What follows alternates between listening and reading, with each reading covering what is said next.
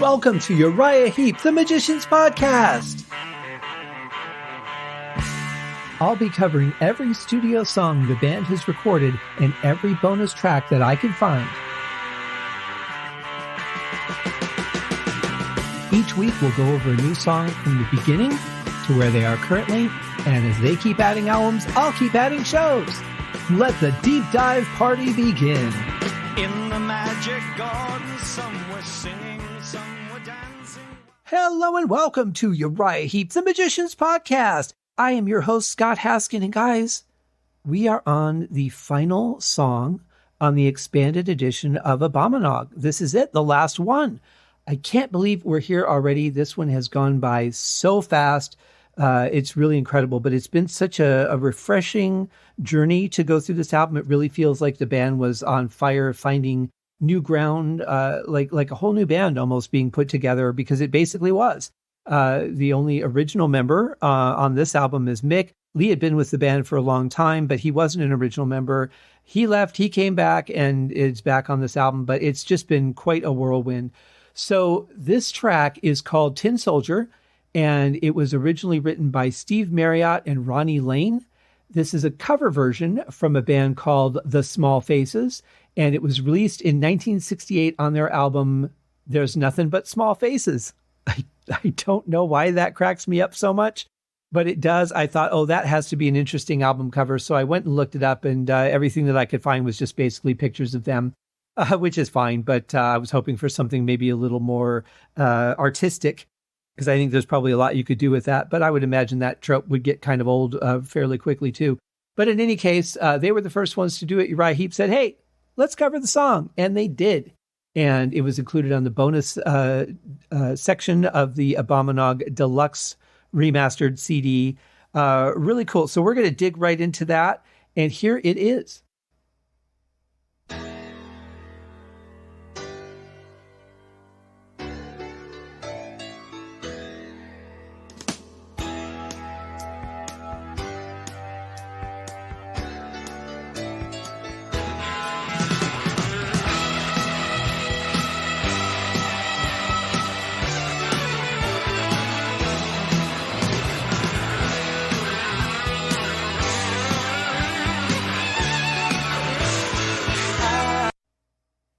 Okay, a lot of stuff here. First of all, the opening piano, very flanged, very 1800s sounding almost. I did notice that there is a little bit of warble in it, and I wonder if they were, physically manipulating the tape when they bounced it down to the master. It sounds a little bit warbly in there, but you don't hear that once the drums start in. So it just was in that first section there. So that's kind of interesting. But I like that. It had a really good sound to it. You couldn't really tell where the song was going to go from there. But once the drums kick in, you get a feel that it's going to be, it's an up-tempo song, kind of happy sounding, little empowering. And then when the guitars come in and the band is there, it just feels good. It feels like this is a song we're going to have fun with. It sounds like we're on top of the world. And I like that. I like songs that just give me a good feeling right off the bat. I'm not comparing it musically to this song, but just in the way of how it makes me feel. There's a song called We Are Family. It came out in the 70s. You probably know it. And that kind of was the same thing. Like, it's just got this happiness to it in the music, and you feel like you're about to celebrate. Celebration would be another one, celebrate good times, come on. That would be another one that has that same feel to it. But this definitely has a lot of warmth, a lot of open arms, I would say. Not the song, but just like open, welcoming arms. I think it's got a great sound. I love it. I am the little tin soldier that wants to jump into your fire. You, oh, look in your eye, a dream passing by in the sky. Okay, so if you guys remember our show from Friday, the first thing I can tell you is that this song is mixed so much better. And this is the kind of mix that I think if we would have heard on Sell Your Soul, I think it would have just been a much more enjoyable song. Everything's very clear here. We're not getting the full instrumentation during the verse, but everything's very crystal clear. You can hear what's going on. Really like what the keyboards are doing in the background there. It's got a nice, interesting sound to it. Again, not being obtrusive on the vocals. You can really hear Peter Goalby very clearly in this, which I like. And still in the fun, happy zone. I don't understand. All I need is to treat me like a man. I ain't no child. Take me like I am. I got some love that belongs to you. I got something for you. Anything that you want me to. Anything you want. I'll sing any song that you want me to sing to you. Well, that was an abrupt change, wasn't it? And that's the thing I've always loved about Heep is their ability to just surprise me. I mean, you kind of think you know where the song's headed, and we've gotten kind of used to them being a little more straightforward, a little more commercial friendly, and not doing some crazy things in their songs. But, this is a whole different band now, guys, and this is very powerful writing. I love this change. I think it's exciting and dramatic. Really changes the mood from that happiness I was talking about to more of a, I'm unhappy, I'm kind of pleading sort of thing. But it's very powerful. The only thing I don't like, again, is the backing vocals seem to really overtake the lead vocal. And if the lead vocal is telling the story, that's kind of a problem. But apart from that, the mix in the song is fantastic. I think it's 10 times better than the last song. Is your whispered hello, smiles melting the snow, nothing heard.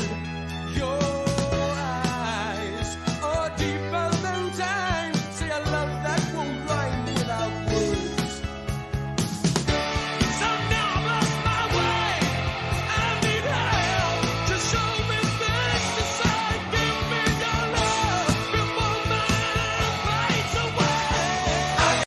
See, that's fantastic. Everything is there supporting the vocals, not trying to dominate over it. Sounds really good. You can hear Peter's vocals very clearly, but yet you can hear the other instruments as well. And now just at the end, we can hear that the chorus, the vocal chorus is coming in again, and it's going to overpower the vocal.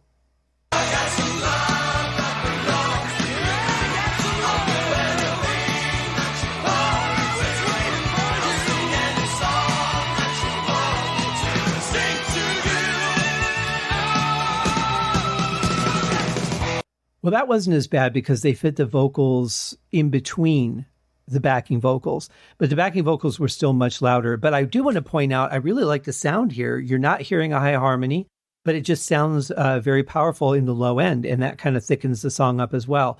Really well done. I think a high harmony would have maybe kind of taken some of that low end out and not been as enjoyable. But here's the thing. If we only had a high harmony version and didn't hear this, we wouldn't know what to compare it to.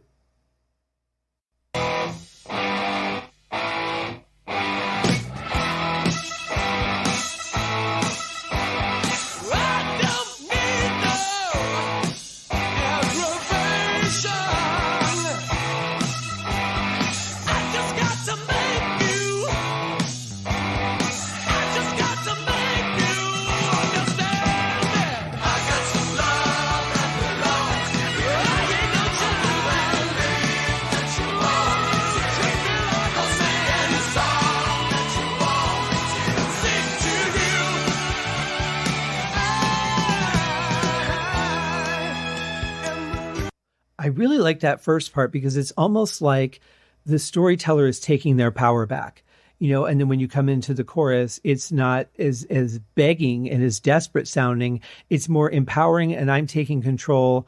I'm submitting to you, yes, but I'm doing it on my terms. And I really like the feel of that. It goes back to what I've talked to as a comeback part in a song. And I think it's really powerful. I think it really changes the tide. Because at first it felt happy, then it went dark, and now it's just back to that empowered feeling that I had heard near the beginning. So I like it. Totem soldier that wants to jump into your fire. You are a look in your eye, a dream passing by in the sky. I don't understand. All I need is to treat me like a man. I ain't no child. Take me like I am.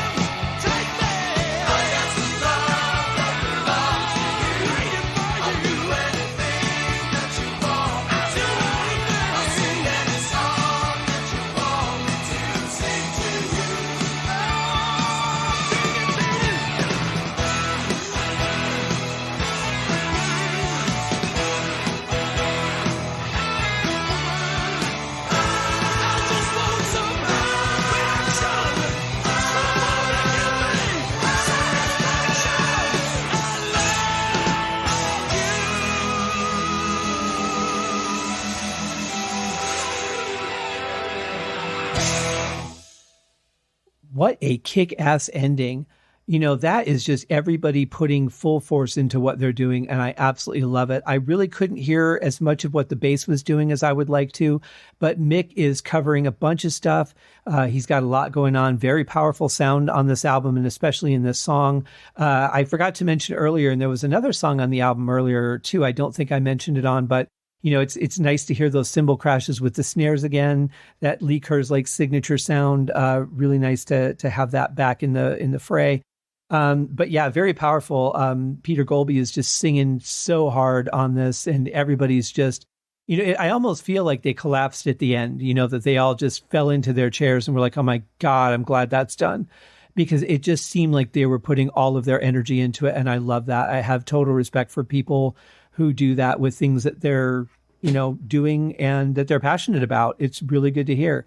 But I think it's a good song. I like the mix of it. I like the feel of the song overall. I like that it's empowering, but it had its weak moments. I like that there was a, you know, point where you felt like a decision was made and I'm going to take control of the situation.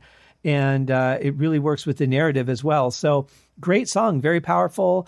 It didn't end the album though, because this was a bonus track, but it certainly could have been a good album ender. And in fact, I was going to say in the beginning, when we heard that first riff, once the guitars kicked in, I was going to say this would be a great song to do live. You could carry it on for, you know, a good 7, 8, 9 minutes and then still end it the way that they ended it, because it was kind of a concert ending, which those kind of endings were also very popular in the 80s. They worked really well with videos.